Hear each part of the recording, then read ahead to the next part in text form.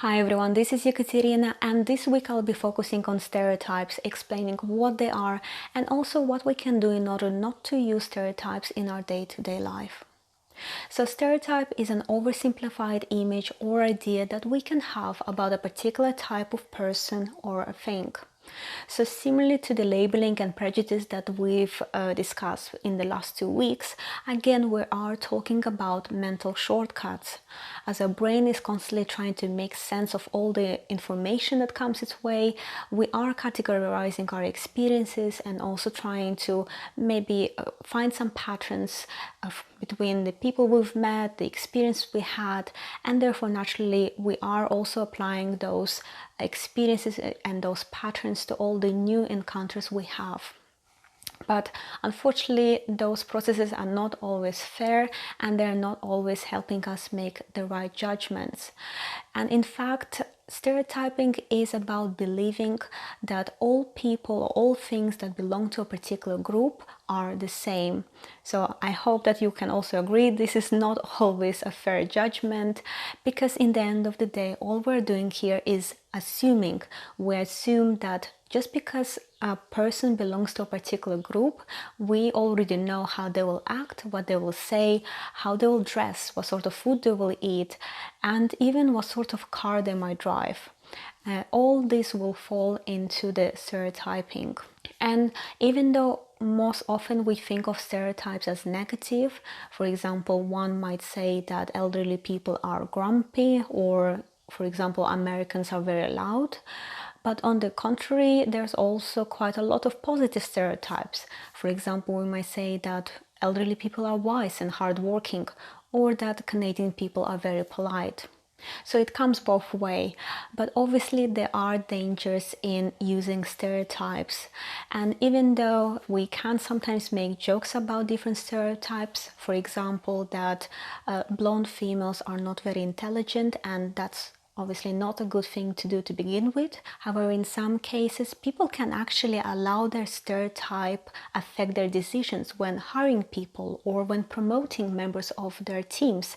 Again, based on that stereotype as opposed to real facts and real contribution to the work or real experience that those individuals might have. So certainly in such cases, one needs to be very careful when they're making important decisions that could potentially affect the rest of the life of that individual. So that brings us to the next point, that stereotypes can limit personal development by reducing people's choices in life. I'll give you an example. Here in UK, we have a number of highly rated universities such as Oxford, Cambridge, and many more. And there's definitely a very strong stereotype that only students from wealthy families that had access to private schools can actually get into those universities.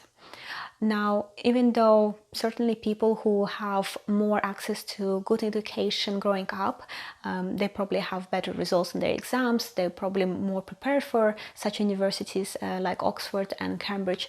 That can be all true, but at the same time, as the stereotype is so strong, this means that even individuals who might come from a different background or might come from a normal school, they might feel not comfortable applying for those universities just because they feel like they don't fit into that stereotype, and therefore they're really limiting their choices, and just by thinking that they're not good enough, they are potentially not giving themselves a chance to change their life.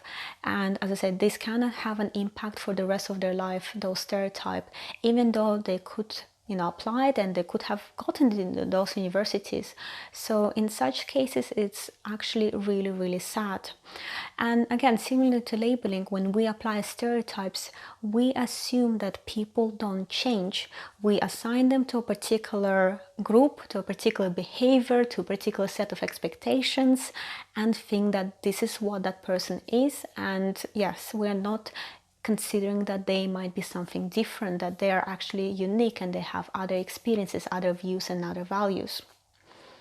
So the outcomes of stereotypes, I think they're quite clear. It can lead to inequality, it can really have an impact on how the person perceives themselves and what they expect of themselves, as well as how they perceive other people. And in some cases, stereotypes can even lead to discrimination, which will be the topic of my next video. But overall, I think it's very clear that stereotypes is something that people should be very aware of, and especially if they are using them in day-to-day life and it is impacting their decision, then this is something they have to work on. So let me tell you what you can do in order to identify your own stereotypes and also reduce their control over your decisions. First of all, educate yourself. You need to get your facts together. You really need to make sure that your judgment, your decision are based on clear facts, as opposed to something that you're just used to do. Something that you've heard from your peers, from your family members, and you picked up maybe through other life experiences. So try to learn about different cultures, about history.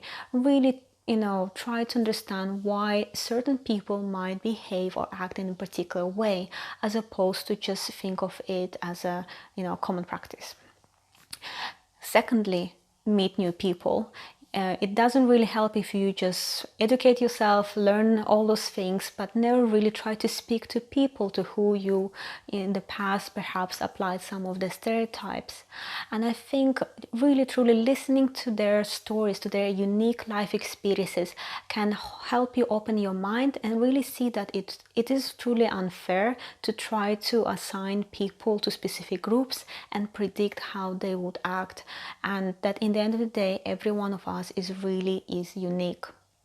Thirdly, find your motivation, because you need to be motivated to challenge your beliefs, your behaviors, the stereotypes that you are using, and most importantly, to really motivate yourself to make sure that the stereotypes have no control over your decision making.